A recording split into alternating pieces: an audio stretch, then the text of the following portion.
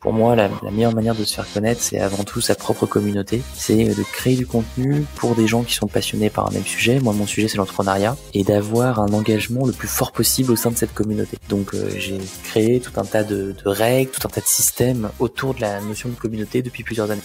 Bienvenue sur l'Entrepreneur en vous, le podcast où vous allez découvrir comment démarrer et développer votre propre aventure entrepreneuriale. Je suis votre hôte Nayer Saïdan et dans ce podcast, je vous fais découvrir des entrepreneurs, des freelances, des auteurs et des gens inspirants qui ont su construire et profiter de la vie dont ils ont toujours rêvé. Aujourd'hui, je reçois Alexandre Dana, fondateur de Live Mentor, une plateforme de formation en ligne pour entrepreneurs. Alexandre partage avec nous ses débuts dans le monde de la formation et comment il a fait pour que ces formations attirent toujours plus d'élèves. Dans cet épisode du podcast, vous allez apprendre les points essentiels pour se démarquer de la concurrence lorsqu'on fait de la formation en ligne, le secret d'un formateur qui fédère et l'importance de la communauté. D'ailleurs, je vous ai préparé une checklist qui détaille les étapes indispensables pour réussir vous aussi à créer une formation en ligne qui cartonne. Vous pouvez y accéder en vous rendant sur l'URL suivante envou.co/formation. Réveille l'entrepreneur qui est en toi, épisode numéro 10. 10 déjà ? Alexandre, est-ce que tu es prêt à nous révéler l'entrepreneur qui est en toi ? Oui, avec plaisir. Excellent. Aujourd'hui, je reçois Alexandre Dana, le cofondateur de Live Mentor, une plateforme de formation en ligne en live pour entrepreneurs et freelance. Alexandre, avant de parler de Live Mentor, j'aimerais qu'on remonte le temps et qu'on s'intéresse un peu à ton parcours personnel. Est-ce que tu te rappelles du tout premier projet ou business que tu as fait ? Alors, le tout premier projet que j'ai fait, j'avais 20 ans et j'ai aidé un jeune réalisateur qui montait sa société de production audiovisuelle. Il était tout seul dans son entreprise. Donc, j'ai aidé effectivement ce réalisateur qui montait son entreprise et qui faisait un mélange de contrats très divers et variés. D'un côté, il faisait des clips pour des rappeurs. De l'autre côté, il faisait des courts-métrages. Il avait besoin de quelqu'un pour l'aider à se faire connaître. Moi, j'étais tout jeune. Je connaissais rien à la communication. Je connaissais rien à l'entrepreneuriat. Mais j'ai adoré cette expérience. On bossait dans son tout petit studio d'enregistrement dans le nord de Paris. Et pour moi, c'était le paradis, quoi. C'était l'aventure. Il s'éclatait. J'arrivais tous les matins à 8h. Je passais des appels qui marchaient jamais. Mais c'est un très bon souvenir. Excellent. Et après cette première expérience, comment t'es reparti dans le business ? Eh ben, écoute, je suis reparti en créant une première entreprise à l'âge de 22 ans. J'étais en école de commerce. On me demandait de faire un stage.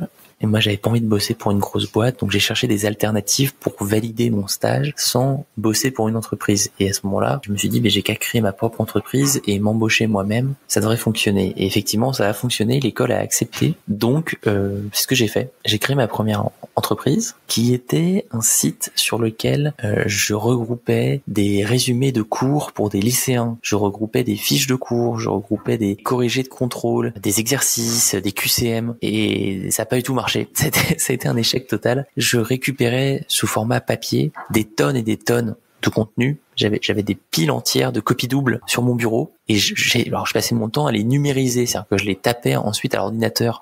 Donc c'est pour ça que maintenant je tape très vite sur un ordinateur parce que pendant 6 mois, j'arrêtais pas de numériser du contenu académique pour le mettre en ligne sur le site internet en espérant que quelqu'un vienne et en télécharge quelques-unes. En fait, personne n'est jamais venu en télécharger. D'accord.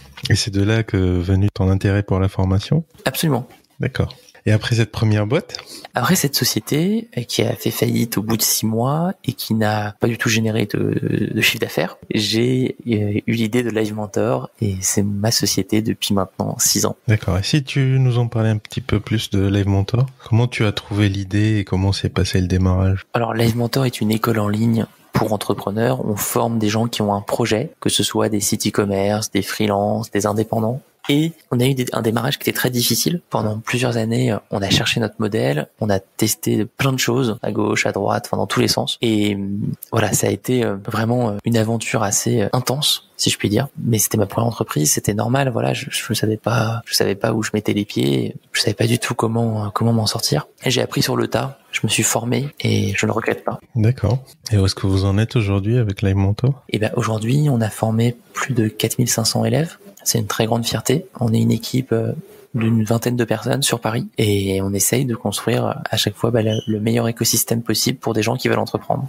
Ok, très bien. Et les formations se passent comment? Les formations sont entièrement en ligne, donc elles durent 3 mois et l'élève a accès donc aux 3 piliers de la formation: contenu, coaching, communauté. Le contenu, c'est des cours qu'on a enregistrés avec des experts sur différents sujets: copywriting, communication sur Facebook, gestion des prix pour les freelances, bref, tout un tas de sujets qui sont fondamentaux pour la vie d'entrepreneur. On a ensuite un pilier donc qui est le coaching. On a une équipe de coachs dédiés et c'est un élément assez fondamental de la pédagogie Live Mentor, c'est coach. Le troisième pilier, c'est la communauté, l'accès à une communauté donc de pairs, une communauté d'entrepreneurs qui sont également en formation, avec lesquels on peut échanger, s'entraider, se motiver. C'est quelque chose de très important pour nous. Et qu'est-ce qui fait votre différence par rapport à de la formation qu'on trouve sur le web? Il y a beaucoup de gens qui font de la formation vers les entreprises, vers les entrepreneurs et les freelances. Je pense que c'est principalement le coaching. Je pense que notre point de différenciation, il est sur le coaching. On a toujours mis l'accent là-dessus. C'est quelque chose qui est fondamental pour nous. On considère qu'on peut pas progresser si on n'a pas quelqu'un à qui poser ses questions, quelqu'un qui peut nous challenger, quelqu'un qui peut nous remotiver. Donc en fait, quand on souscrit au programme, pendant 3 mois, on a accès à un coach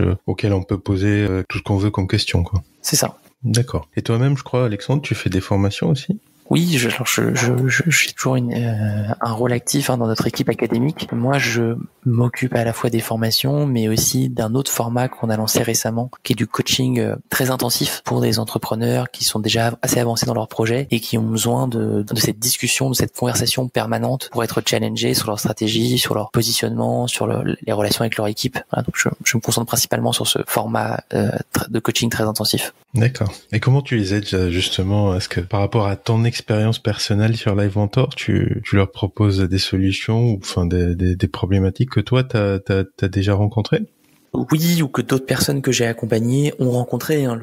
La richesse d'un coach, c'est pas sa connaissance personnelle, c'est surtout tout l'écosystème de projets qu'il rencontre. Moi, j'essaie de partager ça à chaque nouvelle personne que j'accompagne.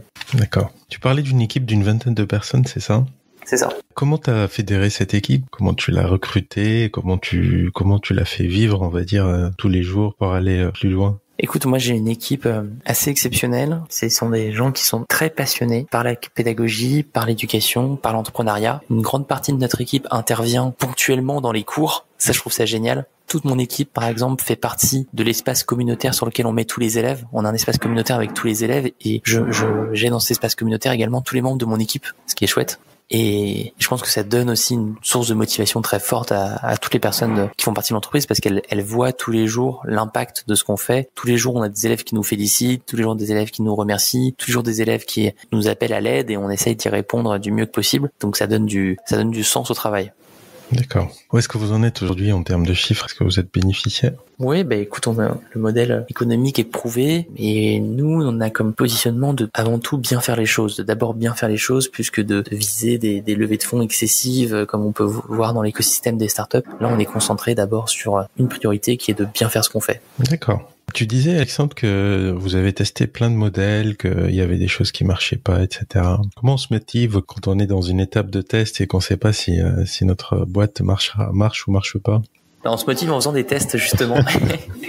On se motive en continuant de tester et en étant le plus proche possible de ses premiers utilisateurs, lecteurs de blog ou clients si on a déjà une activité payante. Ouais, donc rester proche du client, quoi. C'est ça. Alexandre, quel est le meilleur canal marketing que tu utilises pour faire croître Live Mentor? Alors, moi, je suis pas trop porté sur ces sujets, je suis beaucoup plus porté sur le sujet de la communauté. Pour moi, la meilleure manière de se faire connaître, c'est avant tout sa propre communauté. C'est de créer du contenu pour des gens qui sont passionnés par un même sujet. Moi, mon sujet, c'est l'entrepreneuriat. Et d'avoir un engagement le plus fort possible au sein de cette communauté. Donc, j'ai créé tout un tas de règles, tout un tas de systèmes autour de la notion de communauté depuis plusieurs années. Donc, quand tu dis communauté, c'est le bouche à oreille ou est-ce que c'est des articles que vous écrivez qui sont très détaillés et puis... C'est des articles qu'on écrit qui sont très détaillés, qui sont envoyés à notre communauté d'élèves par email. Ce sont les échanges qu'il y a sur en commentaires de notre blog. On a certains articles où il y a plus de 300 commentaires. Donc ça, c'est un vrai espace communautaire. C'est un groupe Facebook privé sur lequel on met tous nos élèves et au sein duquel on est très actif. Voilà, c'est ça une communauté. D'accord. Et donc c'est ça qui fait que vous arrivez à grandir.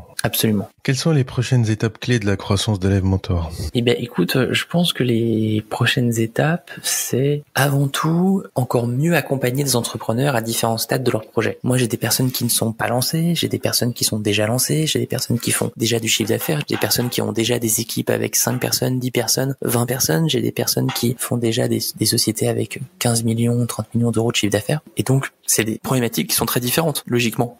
Très différentes. Donc mon souci, c'est de créer à chaque fois pour toutes ces personnes le format le plus adapté, le format d'accompagnement. Et donc on a effectivement une trajectoire où on est en train de construire une gamme de formations, une gamme de coaching très verticale, avec d'un côté des formations avec quelques heures de vidéo, pas de coaching, des formations qui vont être faites pour les débutants, pour les gens qui sont dans une logique surtout exploratoire, une logique de curiosité. Et puis on va avoir des formations plus intensives avec du coaching, et puis on va avoir ce dont je te parlais tout à l'heure, ce que je fais moi actuellement, du coaching beaucoup plus intensif. D'accord. Et on a également des événements. Voilà, ça fait aussi partie de nos axes de développement, de réaliser de plus en plus d'événements physiques pour réunir la communauté et créer des rencontres. Alexandre, c'est le moment des temps forts.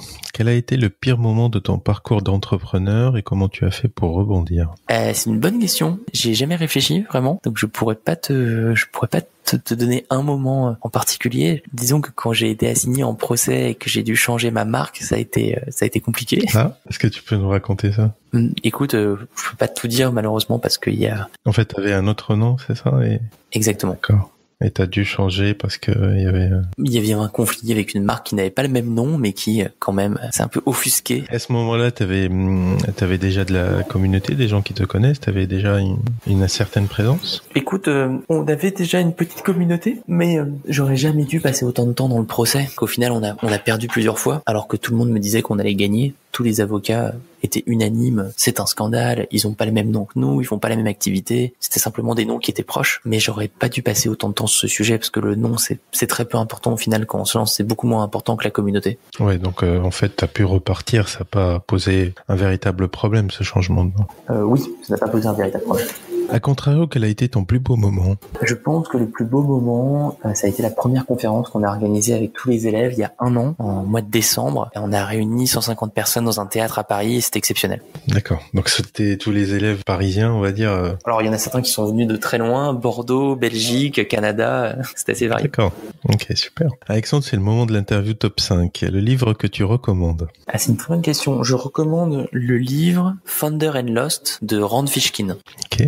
Tu peux nous en dire un tout petit peu plus? C'est un livre qui est écrit donc par Rand Fishkin, qui est l'ancien fondateur d'un outil de référencement naturel qui s'appelle Moz, M-O-Z.com. Et cet outil de référencement naturel est un outil de référence aujourd'hui. La société a plus de 15 ans. Et Rand l'a créé avec sa maman. Il a ensuite levé beaucoup d'argent, plus de 30 millions de dollars si je dis pas de bêtises. Et puis il a eu une fin de parcours qui a été difficile, où il s'est fait sortir de sa propre société. Et donc il a connu énormément d'épisodes du parcours entrepreneurial. Et il les raconte avec beaucoup de justesse. Donc je recommande ce bouquin à n'importe quelle personne qui entreprend. Excellent. L'entrepreneur que tu suis ou dont t'es fan? Sans beaucoup de surprises, également Rand Fishkin. D'accord. Ton outil en ligne préféré? Mon outil en ligne préféré, j'adore Slack. Pour communiquer avec l'équipe? Absolument. Ton premier conseil pour quelqu'un qui aimerait se lancer aujourd'hui? De se lancer aujourd'hui, justement.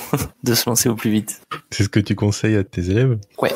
Le meilleur investissement que tu as réalisé pour faire croître ton entreprise? Ça pourrait être un investissement en termes de temps, de moyens humains, de moyens financiers, un produit, un service. Pour moi, c'est d'avoir appris à écrire. Ah, intéressant. Écrire tout court ou écrire pour le web ou... Écrire tout court, écrire ma newsletter, écrire sur des articles de blog, apprendre à écrire, ouais. C'est ce qui s'appelle le copywriting.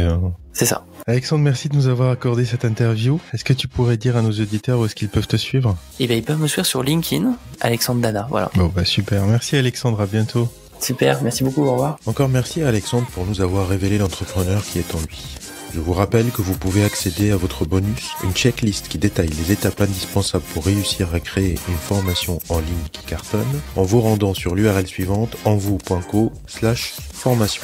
Vous pouvez aussi accéder à l'ensemble des notes de cet épisode en vous rendant sur le lien suivant envou.co/10, le chiffre 10. Enfin, si vous avez apprécié cet épisode du podcast, je vous invite à laisser une note et un commentaire sur Apple Podcast. Je vous remercie d'avoir écouté ce podcast jusqu'à la fin et je vous dis à très bientôt pour un nouvel épisode de l'entrepreneur en vous. Je vous rappelle